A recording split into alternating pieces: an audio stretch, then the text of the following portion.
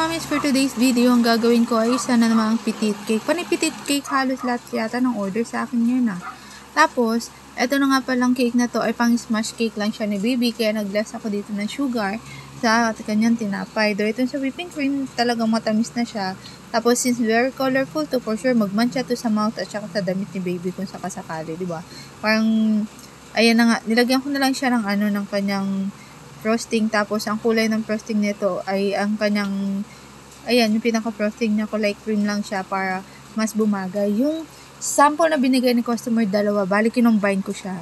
Tapos, bago ko nga pala i-prepare to lahat, hinanap ko muna kung ano yung mga piping tip na ginamit. Kung mapapansin niyo itong flower na yan, ilang beses ko muna try out kung ito na ba yung piping tip na ginamit niya, kasi syempre hindi naman natin memorize kung ano yung piping tip na ginagamit ng mga yan pag nagbigay sa atin ng info. Kaya i-explore pa natin kung alin ba yung piping tip na yan na meron tayo. For sure, ang alam natin yung 2D 1M lang. Tapos pansin nyo, sobrang dami ng color na nagastos dito. Kaya kailangan mag-price kayo ng maayos kapag ito yung cake na order, mga Mexican team, kasi napakagasto sa piping bag, piping tip talaga, at saka food color. Tapos ayan na nga, diba, yung pangalawang kulay ng flower, mas maganda na yung kinalabasan niya compare doon sa nauna. And then sa gilid niya, ayan, para siyang maliliit na flower na design. Basta ganyan lang siya.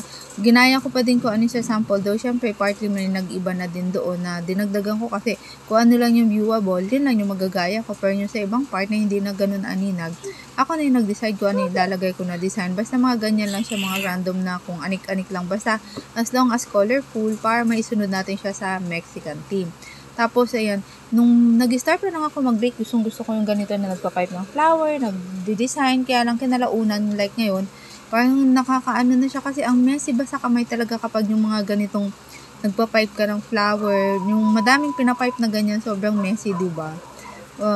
Okay lang naman, nakaka-enjoy pa din, kaya lang medyo messy pa na stain nga lang sa kamay masyado kapag yung ang dami mong pinapipe na ganito, diba?